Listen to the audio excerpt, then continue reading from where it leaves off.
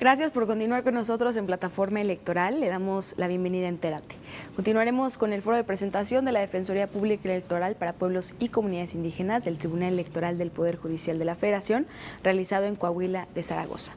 En el presente programa tendremos las conclusiones de la mesa número 3, titulada Conociendo a los pueblos y comunidades indígenas del estado de Coahuila. Siga con nosotros, por favor.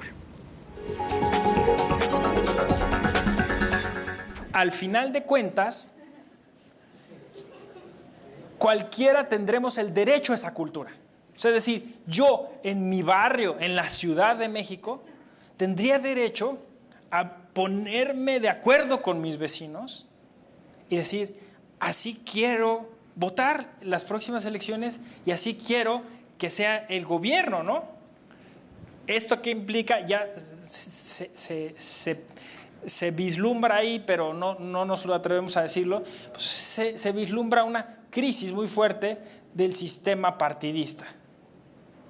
Es obvio, se tienen que poner las pilas, si no, eso se va a ir al carajo, ¿no?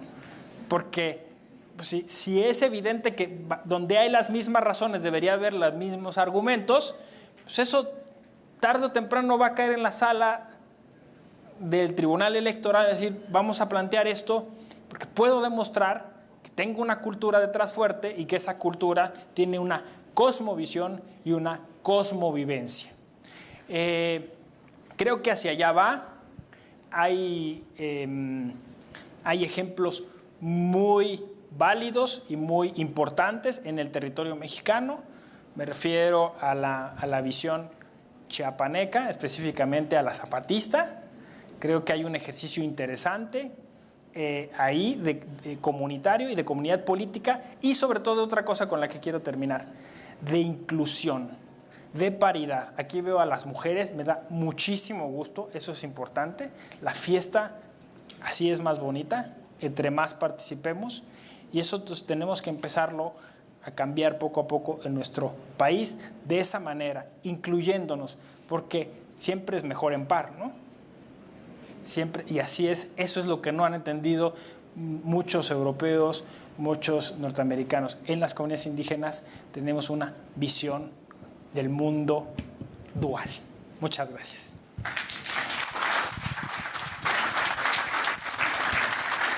Agradecemos al doctor Narváez su magnífica exposición. Sí, como comenta, es impresionante la cantidad de pueblos originarios que integran la capital de Coahuila. Los migrantes, como dices, es un asunto invisibilizado, tienen que rastrearlos y eso genera complicaciones en la vida práctica.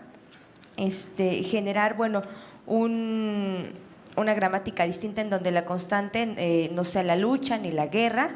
Hay que romper ese esquema de pensamiento de con un diálogo real. Estamos todos en el mismo nivel, en donde todos podemos decidir sobre las prácticas de gobierno.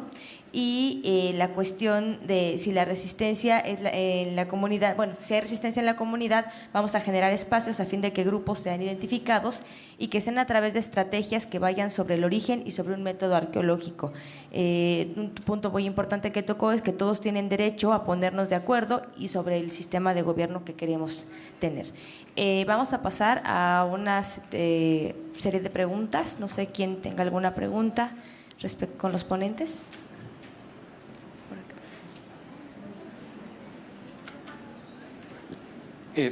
Bueno, yo creo que diversos frentes han sido como el inicio del pago de la deuda histórica hacia todo este tema de comunidades indígenas.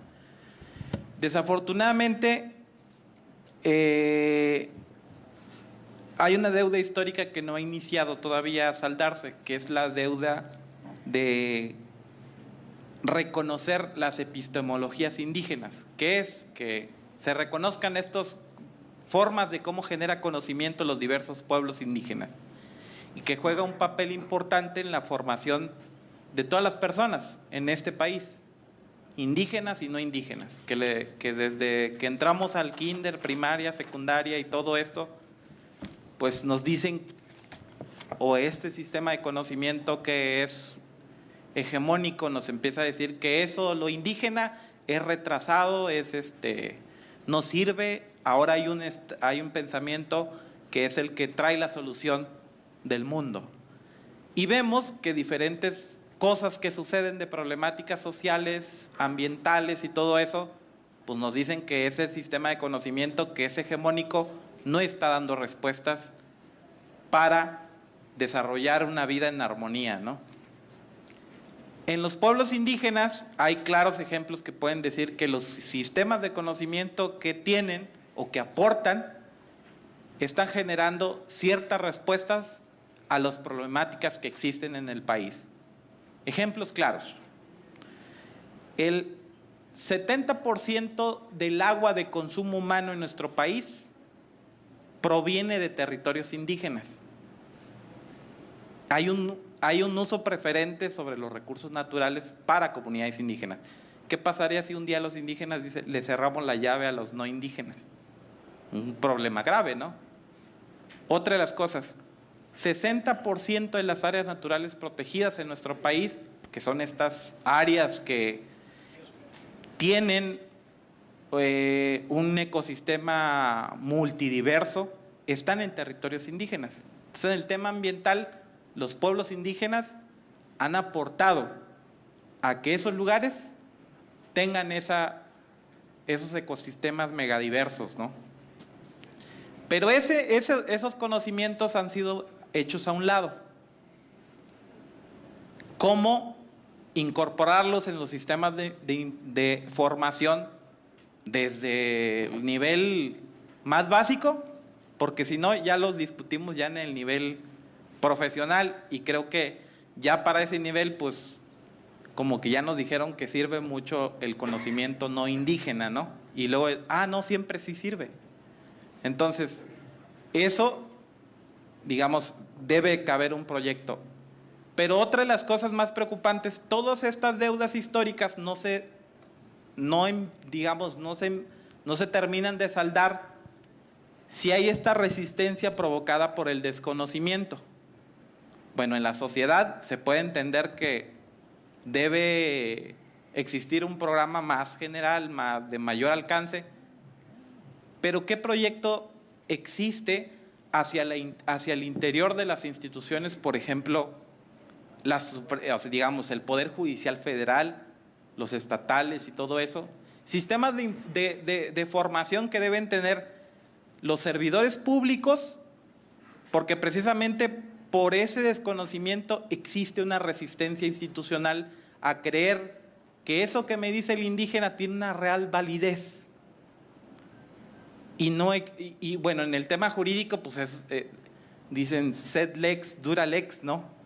Entonces, ¿cómo entablar ese puente también entre esto que se ha sistematizado por la academia para que tenga cabida en las resoluciones jurídicas que hace el tribunal, ¿no? ¿Cómo decirle, oye, pues para el Kikapú es importante casar, no por una que se le ocurrió hace 15 días que va a casar porque va a estrenar su nueva lanza o va a estrenar su nuevo rifle? No.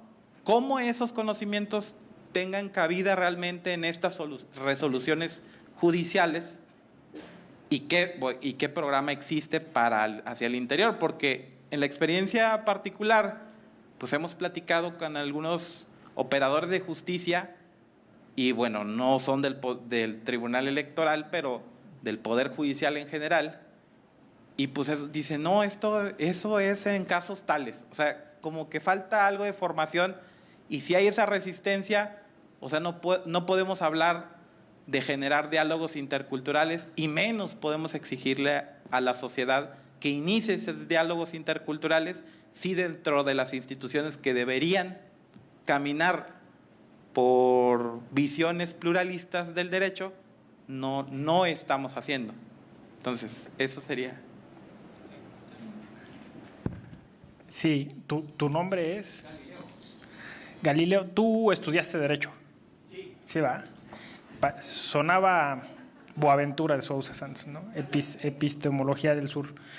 Sí, no, estoy totalmente de acuerdo contigo en qué sentido, en que hace falta concientizar a una sociedad mexicana que es clasista, que es racista, que que de dientes para afuera hipócritamente reconoce esta riqueza en la Constitución, pero que como ya se dijo aquí un montón de ejemplos, ya cuando se trata de pasar a la práctica eso no sucede, ¿no? Entonces efectivamente lo que tú hablas es un cambio cultural. Yo llevo unos, ¿qué será? Unos 15 años capacitando y casi siempre dentro del Poder Judicial Federal.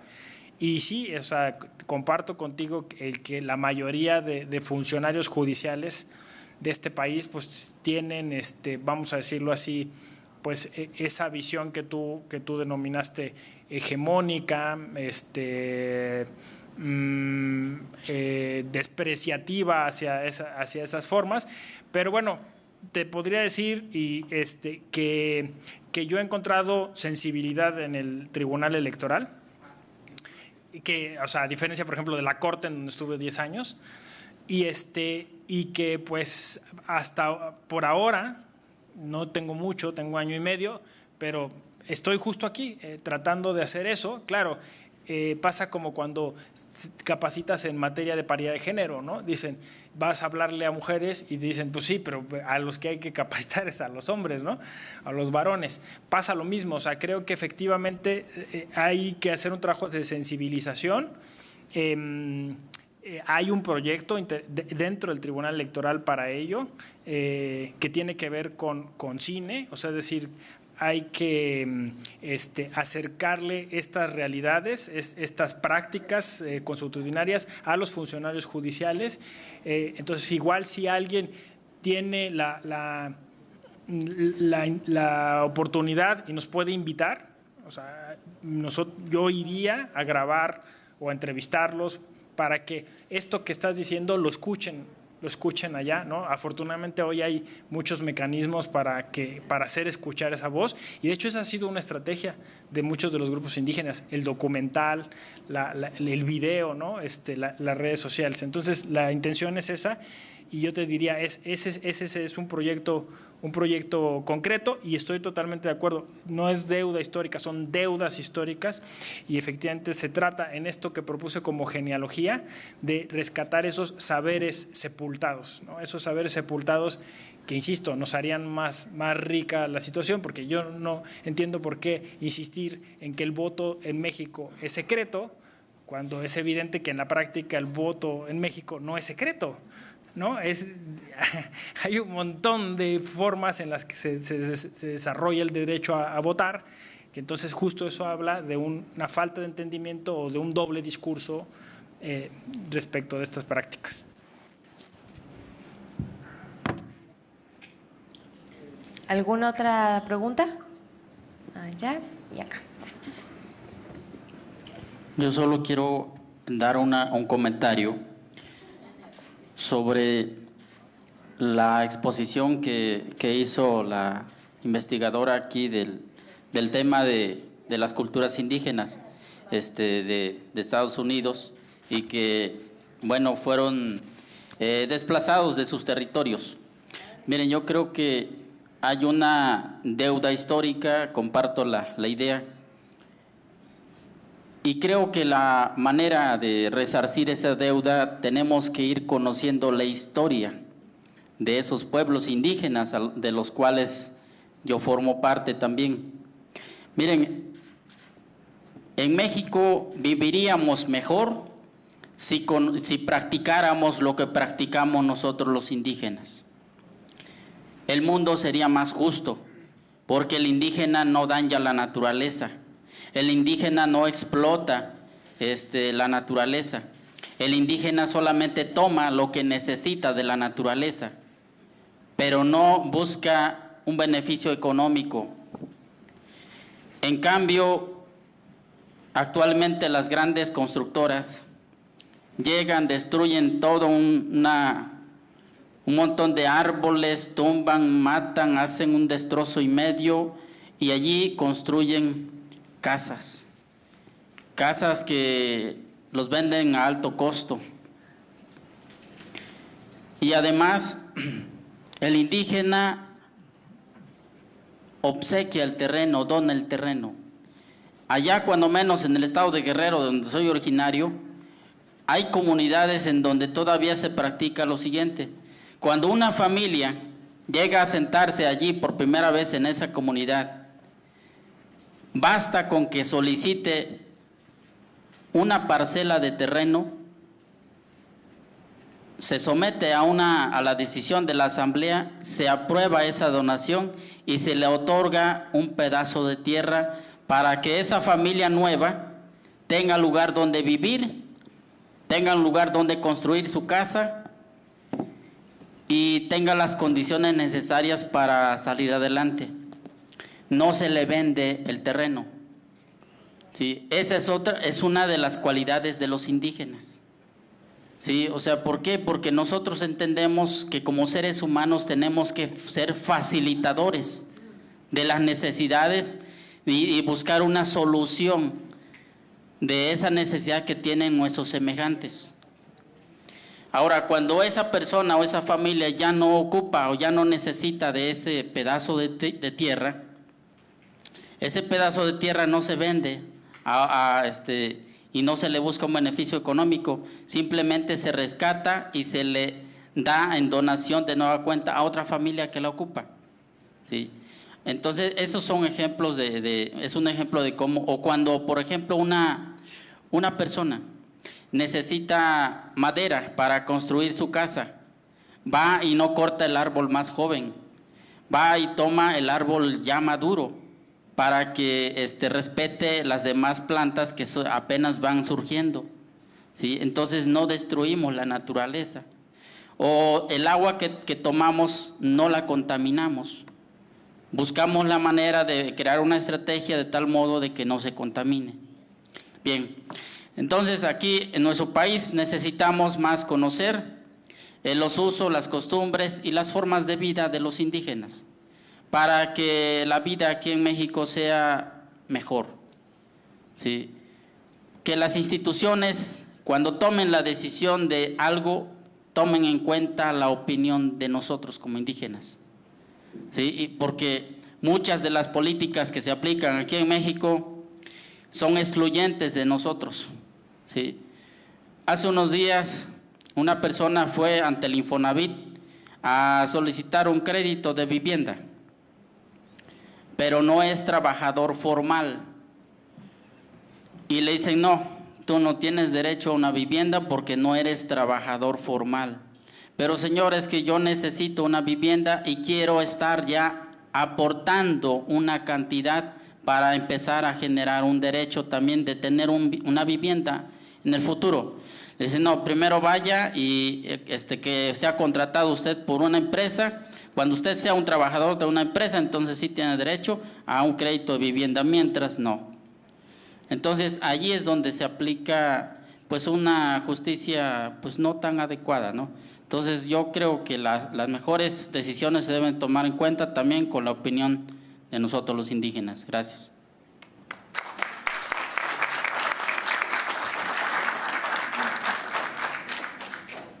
Una pregunta más para terminar la mesa a tiempo.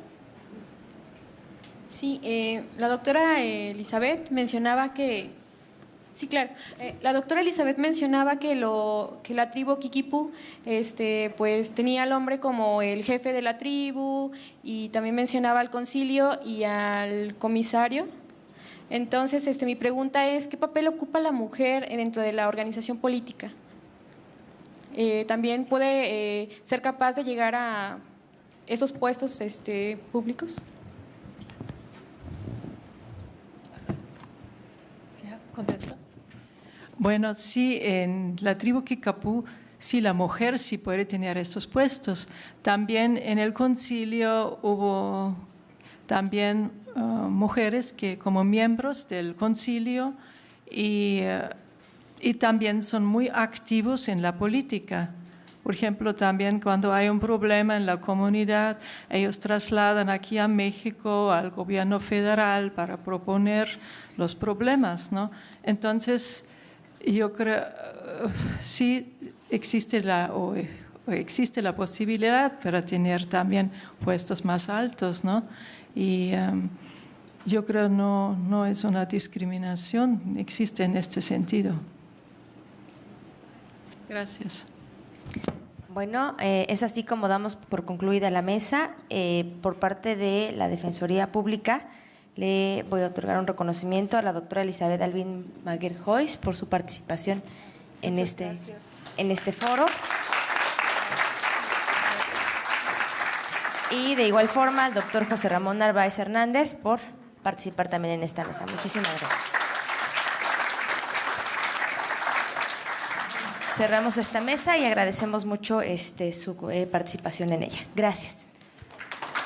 Así también se le otorga un reconocimiento a la moderadora, la licenciada Karina Quetzali Trejo, por su participación.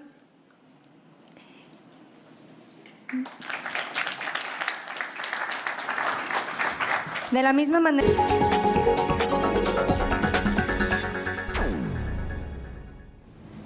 Gracias por su presencia en Entérate. Yo soy Alejandra Díaz de la Vega y le espero en una próxima emisión con el foro de presentación de la Defensoría Pública Electoral para pueblos y comunidades indígenas de este Tribunal Electoral en el estado de Coahuila.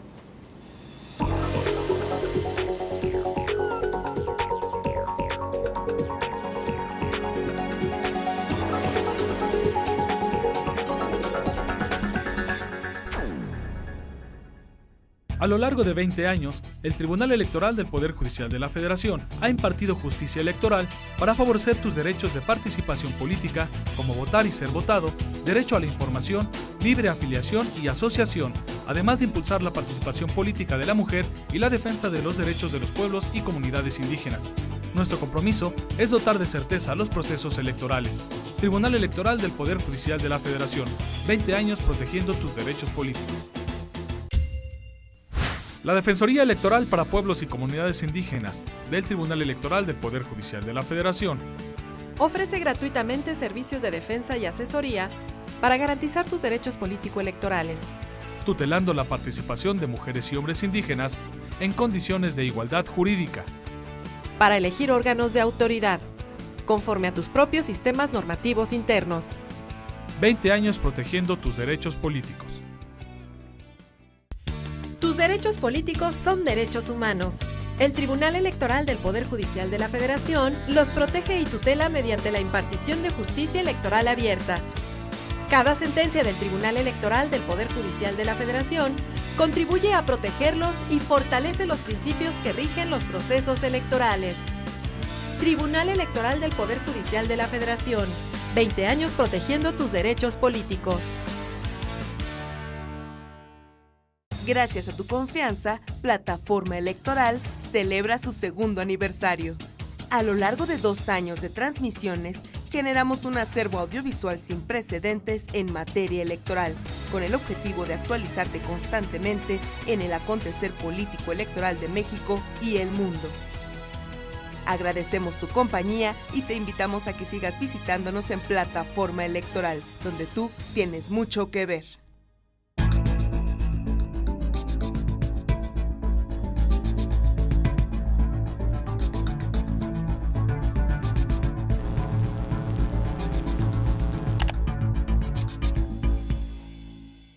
...730 días transmitiendo contenidos especializados en materia electoral.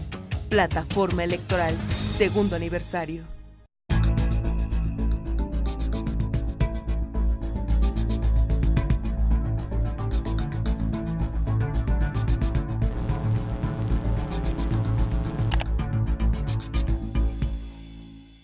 Plataforma Electoral cumple 2 años generando programas en materia electoral por Internet. Transmite todos sus contenidos digitales por www.te.gov.mx/plataforma electoral.